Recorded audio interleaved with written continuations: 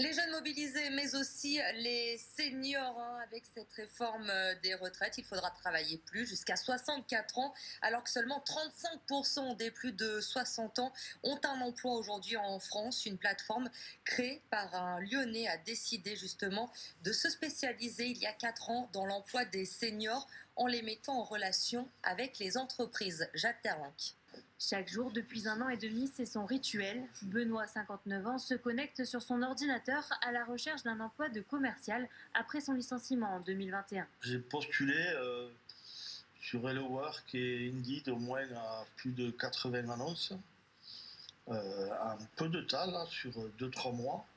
Et j'ai eu que des réponses ou négatives ou pas de réponse du tout. Une situation qui pèse au quotidien sur le moral de Benoît. Il a choisi de ne pas mentionner son âge sur son CV car selon lui, c'est un frein pour les employeurs. Ils ne veulent pas un peu investir dans une personne qui risque de partir dans 4 ans, dans 3 ans. Les seniors sont sûrement les mieux placés pour transmettre et apporter dans beaucoup de secteurs ce qu'ils ont appris. Des seniors dans cette situation, Jean-Emmanuel Roux envoie des milliers dans la région. Son site met en relation des candidats de plus de 50 ans avec des employeurs qui recherchent des salariés expérimentés. Pour lui, la réforme des retraites compliquera un peu plus la tâche. Déjà, à la retraite à 62 ans, vous avez une personne sur deux qui n'a plus d'emploi.